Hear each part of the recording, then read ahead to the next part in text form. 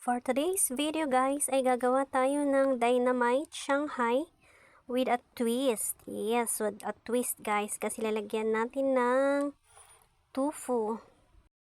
Durugin natin yung tofu guys para madaling maiki-mix sa mga ibang ingredients, no? And then gilingin natin yung ibang gulay. And ganyan yung itsura ng sili guys kasi hindi siya yung traditional na dynamite no na buo yung sili. Itong gagawin natin ay dudurogin din natin para hindi kitang-kita na dynamite at nang ma-prank natin yung mga mahilig mag-sharon ng Shanghai no guys. Joke lang. Gilingin natin lahat. Ayan, giling na tapos gilingin din natin yung mushroom. Yes guys, hindi lang tokwa ang nilagay natin, no?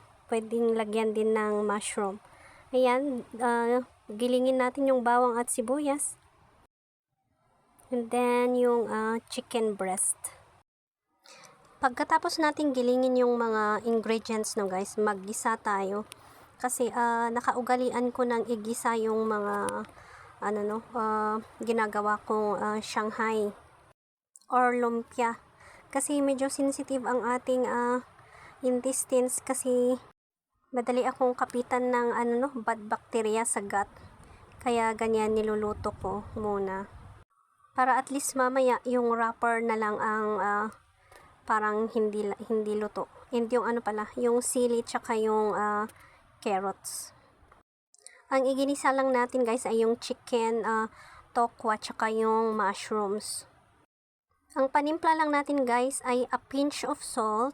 Konti lang na salt kasi lalagyan pa natin ng cheese and ayaw nating maalat masyado. Ayan, paminta and then liquid seasoning. Yun lang guys. I-mekos lang natin yan guys, and kapag nakita natin na nag-dry na no, natuyo na yung juice niya, pwede na yan. Palamigin muna bago ihalo mamaya. Nag-slice tayo ng cheese habang pinapalamig natin, no? And yan, ihahalo na natin kasi malamig na siya. Ganyan lang, guys. Naglagay din pala ako dyan ng paprika tsaka cayenne pepper, no? Pero hindi natin nakuhanan ng video.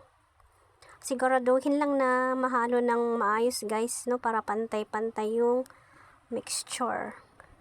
Then yan, magbalot na tayo. Ang masarap pala na sausawan nito ay yung mixture ng mayonnaise tsaka ketchup, no? Pero pwedeng mayonnaise lang or pwedeng ketchup lang yan. Ganyan, oh. Thank you for watching!